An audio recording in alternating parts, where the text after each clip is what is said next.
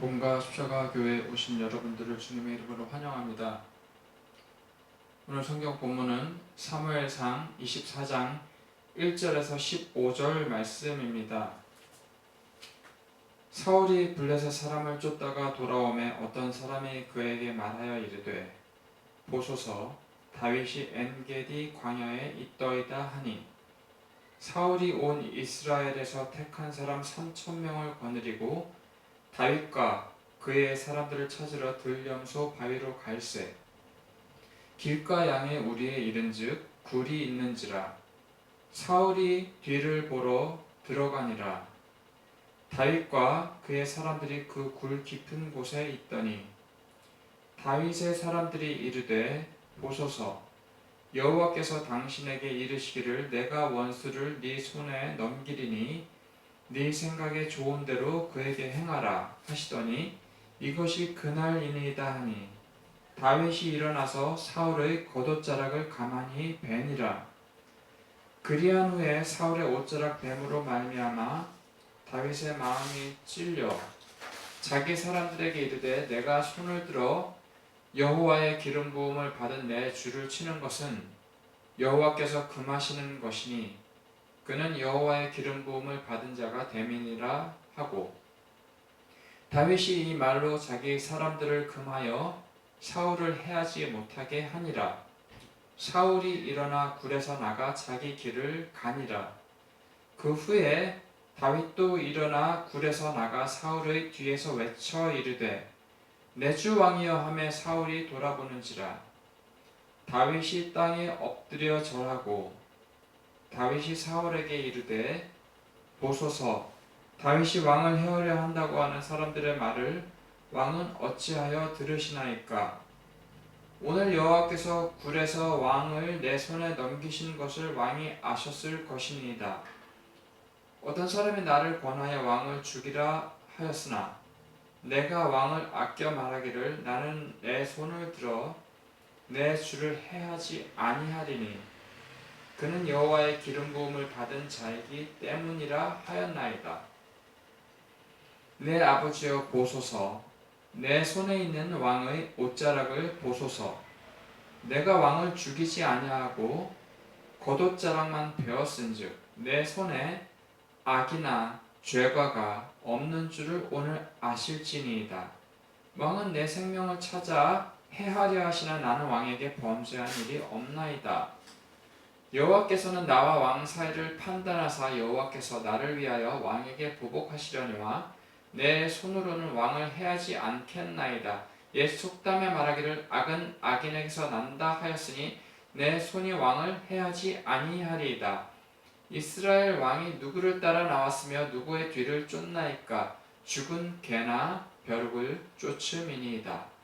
그러지 여호와께서 재판장이 되어 나와 왕 사이에 심판하사 나의 사정을 살펴 억울함을 풀어주시고 나를 왕의 손에서 건지시기를 원하나이다 하니라. 하나님의 말씀입니다.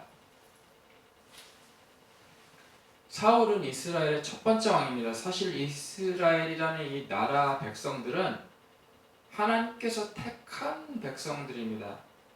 그리고 실제로 이스라엘의 첫 번째 왕이 사울이라고 하지만 사실은 실제 진정한 이스라엘의 왕은 누구실까요? 여호와 하나님이십니다. 다윗도 아니에요. 진정한 왕, 이스라엘 백성의 진정한 왕은 바로 하나님이셨습니다. 이 이스라엘 백성들이 다른 이스라엘 주변 국가들, 이방 국가들과 같이 우리도 왕이 있었으면 좋겠다 이렇게 해서 하나님께서는 사울을 왕으로 세우셨습니다. 하지만 하나님께 순종하지 않은 사울 왕을 하나님께서는 버리셨어요. 그리고 다윗을 왕으로 세우시기를 작정하셨습니다. 이거를 사울이 알았어요. 그래서 사울은 다윗을 질투합니다. 그리고 죽이려고까지 합니다. 그래서 다윗은 사울을 피해서 도망가다가 이제 엔게디 광야라는 곳으로 도망을 갑니다. 사울을 피해 도망간 거예요. 이 3절에서 사울이 뒤를 보러 들어가다라고 나오는데요. 원래는 이제 cover one's feet 이라는 표현인데요. 그러니까 이게 배설물을 치우기 위해서 그 위를 흙으로 덮는 그런 행위와 관련된 표현입니다. 그러니까 화장실을 간 거예요. 볼일 보러 간 겁니다. 그 뭐 작은 게 아니라 큰 볼일을 보러 간 거예요, 지금 이거는. 그래서 엔게디 광야에 다윗이 있다고 하니까 사울이 이제 다윗 잡으러 간 거잖아요. 근데 광야로 갔어요, 지금 광야로. 광야에 화장실이 어디 있습니까? 없어요. 그냥 광야 밖에서 그냥 볼일 보면 되는 거예요. 그런데 왕이잖아요. 왕이 어디 드러내놓고 볼일을 봅니까? 밖에서. 탁 터진 곳에서 그렇게 할 수 없잖아요. 그래서 볼일을 보러 동굴에 들어간 거예요. 큰 볼일을 들어갔는데 마침 이 동굴의 깊은 곳에는 우연치 않게 다윗과 그의 사람들이 동굴에 숨어 있었습니다. 사울을 피해서 동굴 안에 숨어 들어갔어요. 근데 지금 사울이 동굴 안으로 들어왔습니다. 수많은 병사들을 이끌고 온 사울이 사울 혼자만 동굴로 들어온 거예요, 지금. 그래서 이제 동굴의 깊은 곳에 들어가서 볼일을 보는 동안에 다윗이 사울의 그 겉옷, 외투 그 자락을 칼로 베버려요. 이 고대 근동 지역, 그러니까 이스라엘 주변 국가들을 고대 근동 지역이라고 하는데요. 이스라엘과 그 이스라엘 주변 국가들의 문화에서는 그 당시에 고대에는 이 특별한 겉옷이 그 사람의 정체성과 지위를 상징합니다. 이 상황에서 딱 보면은 다윗이 사울의 옷자락만을 딱 뱉잖아요, 겉옷. 이게 딱 겉으로 보면은 사울을 죽일 수 있지만 옷자락만을 뱉구나. 다윗은 참 착하다. 의인이다. 다윗이 참은 것이다. 이렇게 보여질 수가 있어요. 자신을 죽이려는 사울을 죽일 기회가 왔잖아요. 하나님께서 다윗의 손에 넘겨주셨잖아요. 그 목숨줄을. 단칼에 죽일 수 있었는데 원수가 볼일 보는 틈 타서 죽이는 게 뭐가 힘들어요. 그렇게 하지 않았어요, 다윗은. 그래서 다윗의 위대함으로 보여질 수 있는 그런 사건입니다. 하지만 이 다윗은 옷자락을 벤 것만으로도 굉장히 마음에 찔려합니다. 마음에 찔려한다는 게 이게 양심에 찔렸다는 뜻이거든요. 그럼 과연 뭘 다윗이 잘못했기에 양심에 찔려할까요? 자기 죽이려는 사람 원수를 죽이지 않고 살려줬잖아요.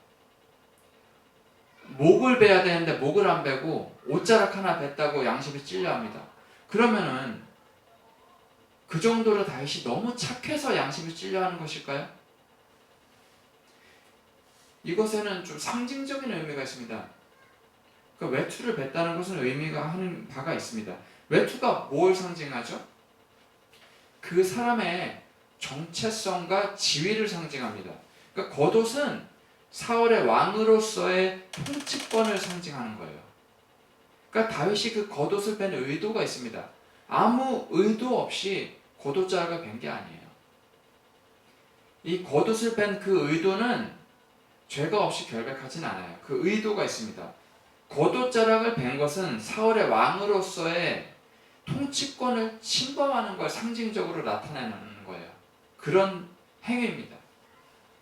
그러니까 겉옷자락이 단순히 목을 베지 않고 옷자락만을 뱉으니까 참 의인이다 그게 아니라 겉옷자락을 뺀 것은 상징적인 행위예요. 사울의 왕으로서의 통치권을 침범하는 거예요. 겉옷이 사울의 왕으로서의 통치권을 상징하기 때문입니다. 하지만 다윗은 하나님께서 하나님의 기름 부음 받은 자를 치는 것을, 죽이는 것을 금지했다라는 그 사실을 다윗은 알고 있었습니다. 그래서 죽일 수가 없었어요. 하지만 자신을 죽이려는 사울의 겉옷자락을 뱀으로써 자신의 손으로 비록 상징적이지만 겉옷자락을 뱀 그 자체가 상징적으로는 사울을 대적한 것입니다.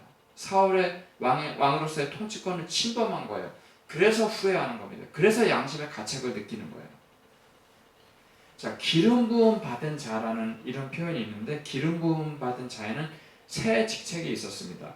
왕, 그리고 선지자, 제사장 모두 기름을 부음으로써 왕, 선지자, 제사장으로 딱 세워지거든요. 하나님 앞에서 하나님께서 세우시는 겁니다. 왕, 선지자, 제사장 이 세 직분에 모두 해당되시는 분이 계십니다. 바로 예수님이시죠. 어찌되었든지 간에 하나님께서 세우신 왕이 사울이기 때문에 하나님께서 세우신 것을 자기가 허물지 않으려고, 대적하지 않으려고 다윗은 최선의 노력을 합니다. 그리고 다윗은 자기 사람들, 즉 부하죠, 부하. 자기 부하들에게 사울을 죽이지 말아라 이렇게 말을 합니다. 그리고 사울이 일어나서 굴에서 나가서 자기 길을 가는데 사울의 뒤에서 외칩니다. 사울을 불러요. 죽이려고 부르는 게 아닙니다. 내 주 왕이여 하고 사울을 부릅니다. 사울이 이제 뒤를 돌아봅니다. 그리고 다윗이 땅에 엎드려 절을 합니다. 살려줬는데 땅에 엎드려 절까지 해요. 땅에 엎드려서 절하는 것은 고대 근동 지역에서 이스라엘 그 주변 국가들 그 당시 고대 문화에서는 완전한 복종, 숭배, 그리고 때로는 경외, 두려움을 나타냅니다. 그러니까 어찌되었든지 다윗이 사울에게 절하는 것은 신하로서의 복종을 드러내는 거예요. 그리고 자신은 사울을 죽일 기회가 있었음에도 불구하고 난 죽이지 않았습니다. 그리고 지금도 저는 당신을 죽일 의도가 전혀 없습니다라고 표현하는 거예요. 그게 바로 절을 하는 행위입니다. 그리고 사울이 동굴로 들어온 것은 하나님께서 사울의 목숨을 다윗 자신에게 주신 것이다, 맡겨주신 것이다, 이렇게 다윗은 말을 합니다. 그리고 사울과 자신 사이에 하나님께서 재판장이 되셔서 올바른 판결을 하실 것이라고 고백합니다. 그리고 또 한마디를 더 하죠. 사울이 나를 죽이려고 쫓아다니는데 이것은 개나 벼룩을 쫓는 것이나 다름이 없는 행위입니다. 자, 보십시오. 개가 나오는데 개가 지금은 인간의 가장 친한 친구잖아요. 근데 이 당시에는, 고대에는 개는, 그러니까 개 같은 존재라고 모욕하거나 비하하는 그런 거예요. 고대에는 개는 업신여김 당하는 존재였습니다. 그러니까 자기 자신을 굉장히 낮추는 거예요. 난 개 같은 존재입니다. 자기 비하하는 거예요. 스스로를 모욕하는 행위입니다. 그 벼룩이라고 하는 건 뭡니까? 자기는 아무것도 아닌 존재라고 말하는 거예요. 벼룩과 같이 난 아무것도 아닌 존재다. 난 개와 같은 존재다. 사울 앞에서 자기 자신을 굉장히 낮추는 거예요. 난 아무것도 아닌 존재인데 왜 날 쫓아다니면서 죽이려고 하느냐, 이 말이죠. 다윗은 사울 앞에서 왜 자신을 낮출까요? 자신을 낮출 뿐만 아니라 왜 원수를 스스로 갚으려고 하지 않을까요? 그 이유에 대해서 다윗이 이렇게 고백합니다. 사무엘상 24장 15절입니다.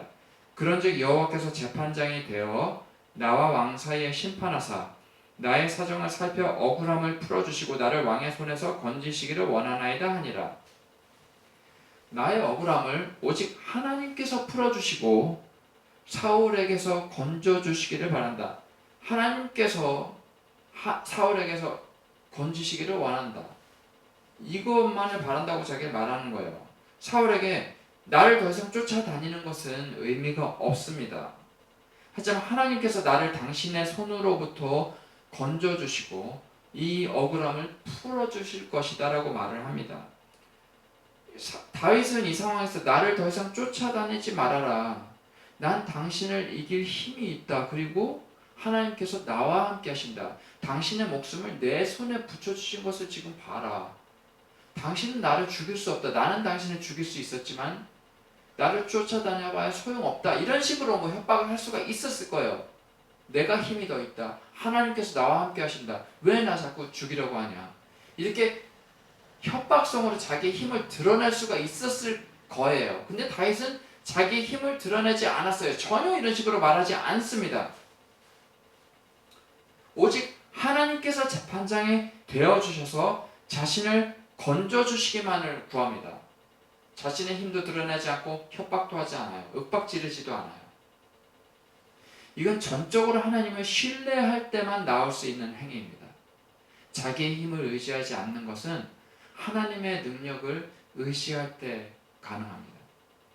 원수가 우리를 핍박할 때 구원해 주시는 하나님의 손길을 의지하는 저와 여러분이 되기를 소망합니다. 우리가 힘이 있다고 해도 그 원수를 죽일 권한은 없습니다. 원수 갚는 것은 오직 하나님께 달려 있습니다. 자신을 죽이려는 자를 죽일 수 있는 힘이 주어졌던 다윗은 자기 손으로 사울을 절대 죽이지 않았습니다. 그런데 이렇게 의로웠던 이 다윗 왕도 때로는 실수도 하고 하나님 앞에 죄를 지은 적도 많습니다. 이 다윗이 참 위대한 왕입니다. 정말 위대한 왕이에요. 다윗과 같은 왕은 없어요. 그 전에도 그 후에도 없습니다. 근데 하지만 다윗과 비교할 수 없을 정도로 완벽한 왕이 우리에게는 계십니다. 그분은 바로 예수님이십니다. 완전한 왕이신 예수님께서는 하나님의 뜻을 이루어 드리기 위해서 순순히 죽음을 받아들이셨습니다. 죽임당하셨어요. 자신을 십자가에 못 박아 죽이려고 하는 자들을 모두 이길 수 있는 힘이 있으셨습니다. 물리치실 힘이 있으셨어요. 하지만 그렇게 하지 않으셨습니다. 오히려 자신을 못 박아 죽이려는 자들을 위해서 이렇게 기도를 하십니다. 누가복음 23장 34절입니다. 이에 예수께서 이르시되 아버지 저들을 사하여 주옵소서 자기들이 하는 것을 알지 못함이니이다 하시더라. 그들이 그의 옷을 나눠 제비 뽑을세. 예수님께서는 원수를 스스로 갚을 수 있는 힘이 있으셨죠. 그렇죠? 그렇게 하지 않으셨습니다. 그리고 또한 예수님의 진정한 원수는 겉으로 보기에는 못 박아 죽이려는 유대인들이에요. 군병들이에요. 이스라엘 백성들이에요. 하지만 겉으로는 유대인들이 죽인 거지만 진정으로 예수님을 죽인 것은 죄와 사망의 권세입니다. 진정한 원수는 바로 마귀였습니다. 이 죄와 사망의 권세가 바로 예수님의 진정한 원수였습니다. 예수님께서 십자가에 못 박혀 돌아가심으로 이 진정한 원수는 다 멸하여졌습니다. 예수님 안에 있는 자는, 예수님을 믿고 구원받는 자는 예수님 안에 거합니다. 예수님은 십자가의 은혜 아래 거합니다. 예수님 안에 있는 저희는, 예수님 있는 모든 자는 더 이상 원수인 마귀의 권세 아래 있지 않습니다. 원수인 죄와 죽음의 권세 아래 있지 않습니다. 원수를 갚아주시는 하나님을 신뢰함으로 내 힘으로 복수하지 않는 저와 여러분이 되시기를 소망합니다. 진정한 원수인 죄와 죽음의 권세를 무너뜨리신 예수님 안에서 원수를 주님께 맡겨드릴 수 있는 저와 여러분이 되시기를 주님의 이름으로 축원합니다. 기도하겠습니다. 사랑과 은혜가 풍성하신 하나님 아버지 은혜를 감사합니다. 죄와 사망의 권세가 예수 그리스도의 피의 권세 아래서 무너졌습니다. 이제 예수님을 믿는 모든 저희가 그리스도의 은혜 아래서, 십자가의 은혜 안에서 거하고 영원한 생명을 상속받는 줄로 믿습니다. 저희는 더 이상 죄와 사망의 권세 아래 있지 않습니다. 저희의 진정한 원수인 죄와 사망의 권세를, 마귀를 예수님께서 그 발 아래 두시고 무너뜨리셨습니다. 주님의 구원의 은혜 감사합니다. 독산자 예수님을 저희를 구원하시기 위하여 보내오신 아버지께 감사드립니다. 주의 은혜 감사합니다. 예수님 이름으로 기도합니다. 아멘.